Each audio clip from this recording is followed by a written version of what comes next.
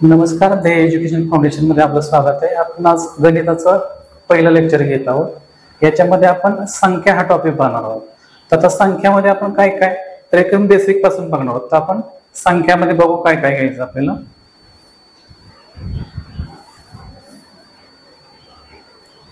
ठीक आहे, याच्यामध्ये आता सुरुवातीला आपण संख्यांचे प्रकार कुठले कुठले असतात ते पहिल्यांदा आपण बघणार आहोत. याच्यामध्ये आता संख्यांच्या प्रकारामध्ये पहिल्यांदा तर नैसर्गिक संख्या हा पहिला प्रकार आपण घेऊ.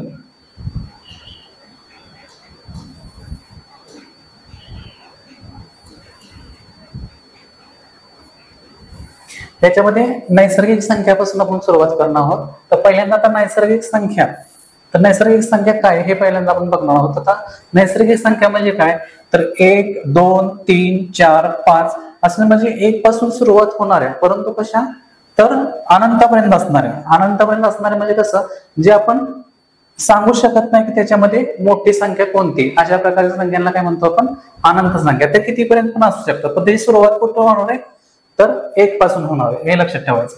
तर याच्यामध्ये व्याख्या आपण बघू की नैसर्गिक संख्या म्हणजे काय. तर नैसर्गिक संख्या काय तर 1 पासून सुरू होणाऱ्या परंतु अनंतावरून असणाऱ्या संख्यांना काय म्हणतो आपण नैसर्गिक संख्या म्हणतो. आता नैसर्गिक संख्यांच्या बाबतीत जर म्हणायचं तर काय सांगता येईल आपल्याला, सर्वात लहान नैसर्गिक संख्या कुठली तर 1 आहे.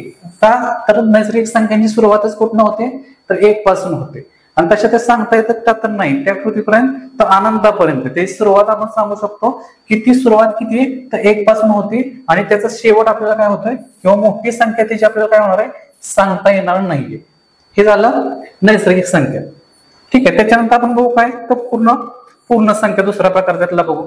तर पूर्ण संख्यामध्ये काय होतं तर याच्यामध्ये नैसर्गिक संख्यांचा गट आहे तोच, पण त्याच्यामध्ये काय होणार आहे तर शून्यापासून सुरुवात होते. इथं काय बघितलं आपण नैसर्गिक संख्यामध्ये तर सुरुवात कुठून होणार आहे तर 1 पासून होणार आहे. पण पूर्ण संख्यांचा जर विचार केला तर इथं काय होणार आहे शून्यापासून सुरुवात होणार आहे. ह्यांचा जर गट बघितला आपण जर बघितला यातला तर इथनं काय होणार आहे मग शून्यापासून सुरुवात होणार. म्हणजे कसं होणार आहे 0 1 2 अशा संख्या असतील त्या कुठपर्यंत असतील अनंतापर्यंत संख्या असतील.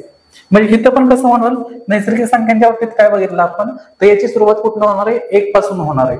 आणि जर पूर्ण संख्यांचा विचार केला तर पूर्ण संख्या काय होणार आहे तर इथं सुरुवात यांची शून्यापासून होणार आहे आणि यांची पण काय होते तर मोठी संख्या सांगता येत नाही, म्हणजे त्या अनंतापर्यंत असते. असं सांगता येणार नाही की ही पूर्ण संख्येची ही मोठी संख्या. आपण सगळ्यात लहानात लहान सांगू शकतो किंवा त्याच्यात ती सुरुवात सांगू शकतो की कुठून होते पूर्ण संख्या. तर पूर्ण संख्येची सुरुवात काय बघितलं आपण शून्यापासून होते आणि त्या जर मोठी संख्या सांगायचं तर मोठी संख्या काय होते सांगता येत नाही, त्या कशा आहेत अनंतापर्यंत.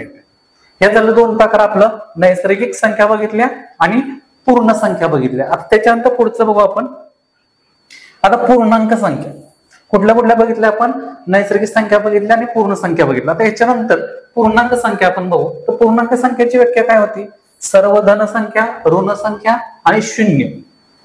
काय झालं इथं सर्व धन संख्या ऋण संख्या आणि शून्य या संख्यांच्या गटालाच किंवा या संख्या मिळून ज्यावेळेस जो गट तयार होणार आहे त्यालाच आपण काय म्हणणार आहे पूर्णांक संख्या असं म्हणणार. कुठल्या पुन्हा एकदा बघू.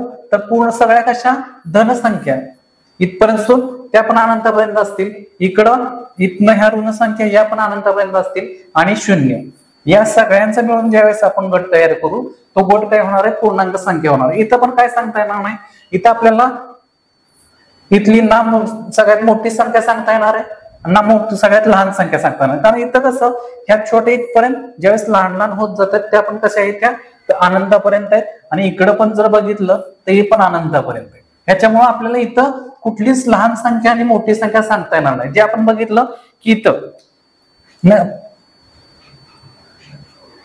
नैसर्गिक संख्यामध्ये काय बघितलं आपण मोठी संख्या इथं सांगता येणार नाही पण लहान संख्या आपल्याला सांगता येईल. इथं पूर्ण संख्येच्या बाबतीत काय बघितलं की 0 ही सर्वात लहान नैसर्गिक संख्या आहे पूर्ण संख्या आहे आणि इथं काय होणार आहे मोठी संख्या इथं सांगता येणार नाही. त्याच्यानंतर आता पूर्णांक संख्येमध्ये काय झालं तर दोन्ही पण आपल्याला सांगता येणार नाही.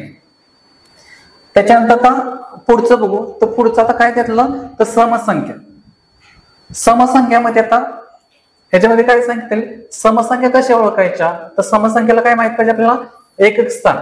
तर काय त्याची व्याख्या काय आहे ज्या संख्येच्या एकक स्थानी 0 2 4 6 8